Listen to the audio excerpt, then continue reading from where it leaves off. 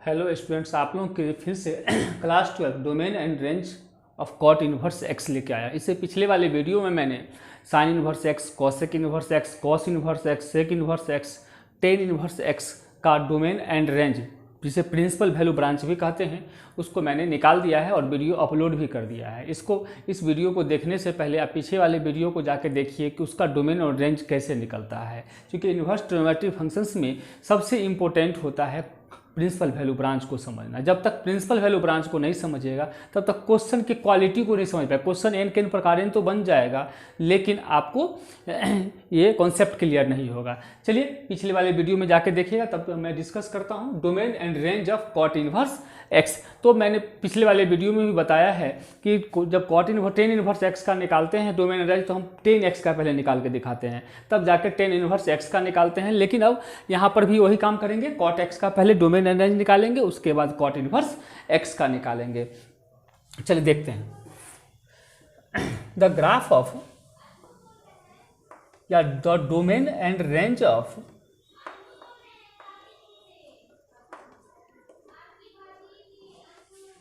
Range of tan x, sorry cot x का निकालना है तो हम कॉट एक्स की चर्चा करेंगे।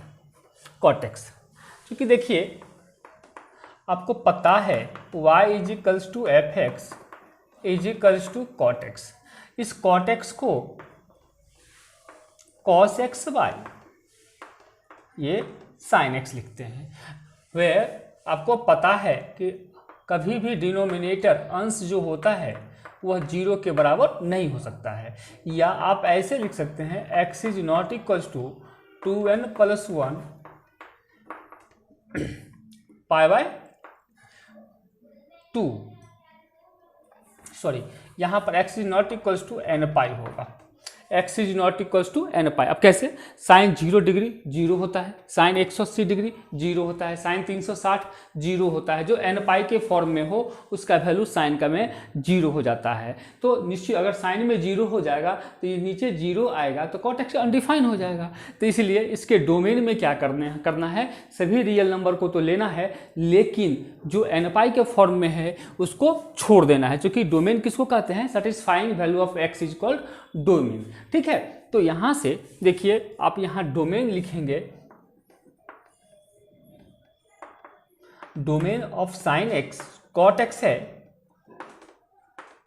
सब रियल नंबर होगा, लेकिन किसको छोड़ देना है? n पाई को छोड़ देना है।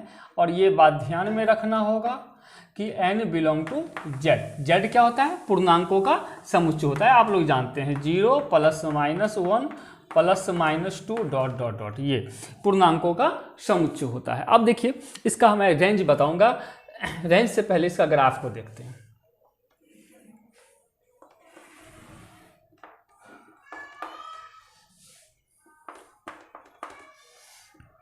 y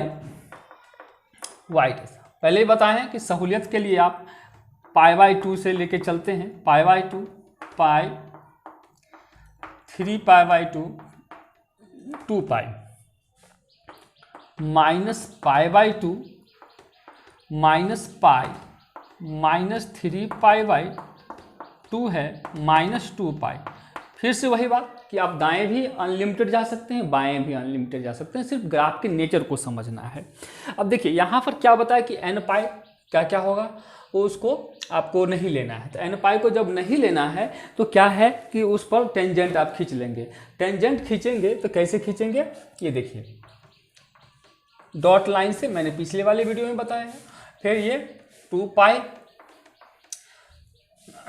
फिर ये यहाँ से इधर माइनस पाई से जाएगा और इधर माइनस 2 पाई से जाएगा। अब इसका ग्राफ का नेचर थोड़ा सा उल्टा होता है 10x के तुलना में, ऐसा होगा। ठीक है,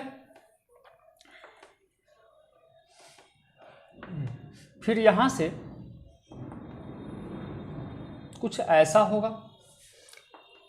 ये हम सिर्फ डोमेन और रेंज बताने की कोशिश करें, ग्राफ खींचना तो ग्राफ टेबल से होता है और ग्राफ पेपर पर होता है। ठीक है, लेकिन अमूमन आपको ग्राफ के नेचर को याद रखना पड़ेगा कि आखिर कॉट एक्स का ग्राफ कुछ ऐसा होता है। ठीक है,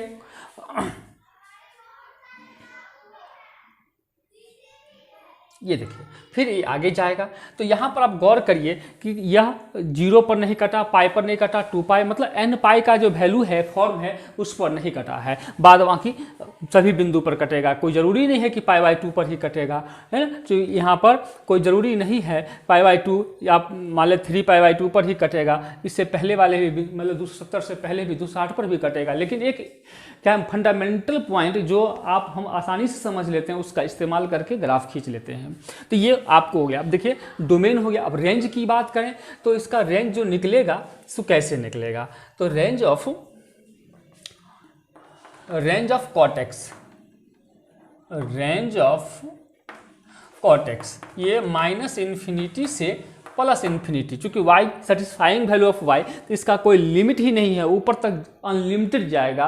तो y के वैल्यू को ही रेंज कहते हैं। Satisfying value of y is equals to range होता है। तो यहाँ पर रेंज क्या लिखे, -∞, तो ऊपर जाएगा तो +∞, नीचे आएगा तो -∞। ये इतना ही नहीं, नीचे आ सकता है, जितना ले चलो कोई दिक्कत, लेकिन उतना ले जाने की जरूरत नहीं है। हमें सिर्फ ग्राफ का नेचर को समझना है कि ये कॉटेक्स का ये ग्राफ है और ये अनलिमिटेड ऊपर जाएगा, ये अनलिमिटेड नीचे आएगा, इसलिए यह कॉटेक्स का ग्राफ और रेंज जो आपको बताएगा -∞ से +∞ है।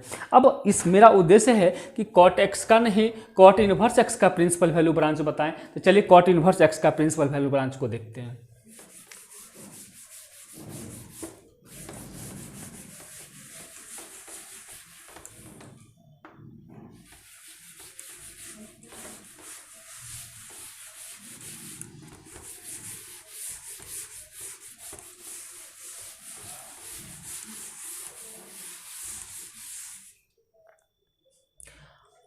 The domain and range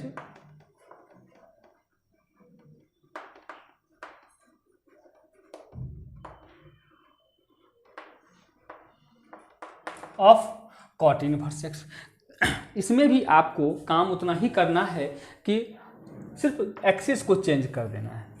axis change हो जाएगा, ये एक्स एक्सिस है और ये एक्स डैश है, ये वाई है। काम उतना ही करना है, वाई डैश है। यहाँ पर π/2, यहाँ पर पाई, थोड़ा सा ऊपर और ले लेते हैं, वाई एक्सिस है, ये 3π/2 2 पाई। इसी प्रकार इधर आएगा -π/2 -पाई -3π/2। तो पहले भी बताए हैं कि यह कटता किस पर ग्राफ है, टेंजेंट कटता किस पर है, वाई एक्सिस के भी वही पाई -पाई 2 पाई से पर कटेगा। तो आइए हम यहाँ पर एक सहूलियत के लिए एक डॉट लाइन खींच लेते हैं, ताकि आपका नेट ग्राफ अनबैलेंस नहीं हो, एक सिस्टमेटिक ऑर्डर में हो जाए ये ग्राफ। फिर यहाँ से -पाई से जाएगा, ये रफ स्केच है, ये कंप्लीट नहीं हो सकता, सिर्फ ग्राफ के नेचर को समझाने की कोशिश किया जा रहा है। अब जो कॉटेक्स का ग्राफ था उसी को उल्टा करना है। तो कॉटेक्स का ग्राफ को उल्टा अगर करेंगे तो कहाँ से जाएगा, कॉट इनवर्स एक्स हो जाएगा। यहाँ से ये 0 है, ऑरिजिन तो आपको देना पड़ेगा। अब यहाँ से देखिए कि एक्स डैश है, तो ये आपका जो ग्राफ जाएगा ये आपको कुछ ऐसा हो जाएगा। इसी प्रकार यहाँ से देखिए कुछ ऐसा हो जाएगा, यहाँ से देखिए कुछ ऐसा हो जाएगा। ये कॉटेक्स का ग्राफ है, यहाँ से आप अगर उठाइएगा तो ये कुछ ऐसा हो जाएगा। ग्राफ के नेचर को मैं बार बार वीडियो में कहता आया हूँ कि ग्राफ के नेचर को समझना है, ना कि ग्राफ एग्जैक्ट अब यहाँ से थोड़ा ऊपर या थोड़ा नीचे हो जाता है तो ये तो रफ काम हो रहा है, तो ऊपर नीचे थोड़ा हो सकता है, लेकिन हम नेचर को समझाने की कोशिश करते हैं कि कॉट इनवर्स एक्स का जो ये y is equals to f x is equals to ये कॉट इनवर्स एक्स होगा। तो ये कॉट इनवर्स एक्स का ये ग्राफ हो गया। अब हम यहाँ पर आपको बताने की कोशिश करते हैं कि द डोमेन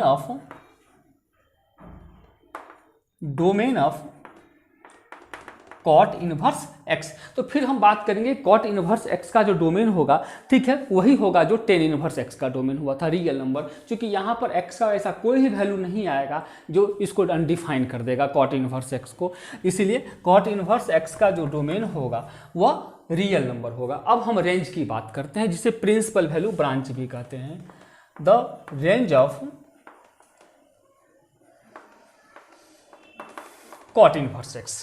तो यहाँ से हम क्या करते हैं, अगर हम माइनस पाई से माइनस 2 पाई से माइनस पाई लेते हैं, माइनस पाई से 0, फिर 0 से पाई हम लेते हैं, और इधर भी आ सकता है, मैंने बताया, और ये ओपन इंटरवल ही होगा, -2 पाई से माइनस पाई, फिर है माइनस पाई से 0, फिर है 0 से पाई, 0 से पाई सारा ओपन इंटरवल होगा, फिर है ये पाई से 2 पाई और डॉट डॉट डॉट ये होगा। मतलब आगे भी हो सकता है, बहुत सारा प्रिंसिपल वैल्यू ब्रांच होता है इनवर्स ट्रिग्नोमेट्रिक फंक्शंस का, पिछले वाले वीडियो में मैंने बताया है। अब इसमें से आप अपने सहूलियत के लिए जो आपको कैलकुलेशन में आसान दिखे वो सेलेक्ट कर लेना है, तो आपको दिखता भी होगा कि 0 से पाई सबसे बेहतर है, क्योंकि इसमें अगर पाई है तो इसमें माइनस पाई है, तो थोड़ा सा एक्स्ट्रा काम करना पड़ेगा, इसीलिए 0 से पाई ले लेते हैं। अब -2 पाई और माइनस पाई में देखिए कितना एक्स्ट्रा काम करना पड़ेगा, इसलिए 0 से पाई, इसलिए लिखेंगे hence the principal value branch या डोमेन, प्रिंसिपल वैल्यू ब्रांच